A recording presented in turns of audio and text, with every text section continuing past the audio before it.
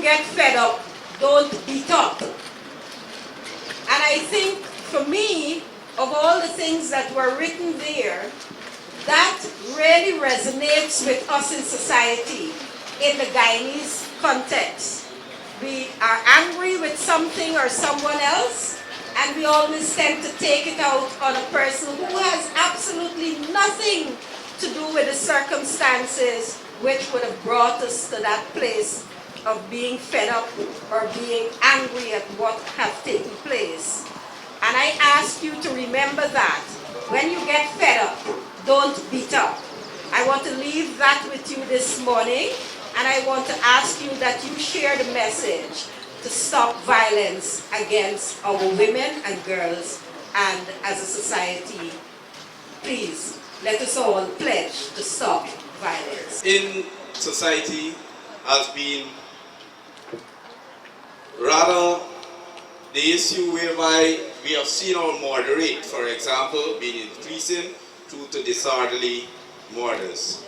And because of that, we think that by working with these youths, it is one of the methods that we have chosen that we could eliminate or we could educate societies to come on board and come with us.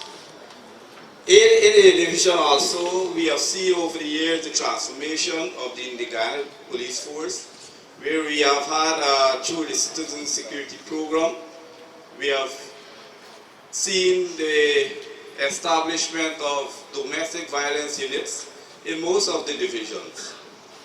We have been working through those units with societies and in the schools throughout Guyana, and I pledge that we will continue to educate all to eliminate gender-based violence throughout Ghana. Thank you.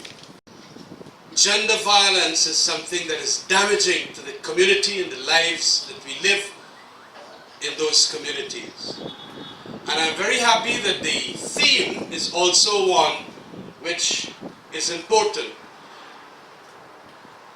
Peace in the home will bring peace in the world. And whilst walking, we were chatting, and I was indicating to Valda and Vanessa that what the literature has been saying on this topic is that it is a process of socialization and education that has gone wrong here in the Guyanese community that allows our young boys to have that kind of attitude against girls. And that is then transitioned into adulthood that makes our young men feel that they must dominate the women to the extent of doing all the harsh, cruel treatment that are meted out to them today. We have also, even at an earlier stage before that socialization and education, to bring home better parenting to young men, even the small toddlers. We have to start inculcating in them that policy that you must respect young women, respect women generally, and in all spheres of activity, if it's sports, education, in the classroom, at home, in the room, everywhere, then we're going to get this thing straightened out. There is something masochistic about our Caribbean women, our men. They feel that they got to do certain things and do it with a superiority that let women and themselves also feel that women are subordinate. That has to stop. And unless we start that process of socialization, better parenting, and education, we are not going to move the society forward, because we are going to have treated in tyranny half of the population and half feeling that they're big boys when actually they're not. It is an important message there. We have to stop gender violence, and we have to go to the root causes of it.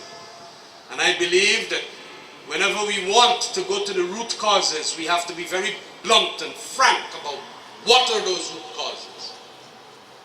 And it is especially those that I have mentioned, because quite frankly, that is the truth. And when we confront the truth, we have to be resolute and firm. And it is important then that that message be transmitted out there to the extent that we get it right. That's where we're going to get it right. So it's a lot of work that we have to do as parents, as teachers, as elders in the society who can cause people to have values inculcated in them. We all have a duty, and sometimes it's burdensome, but it is a duty and a burden that if we carry today, we'll realize benefits in days to come. So let's do that duty today so we can have a better tomorrow. Let us cooperate for the land.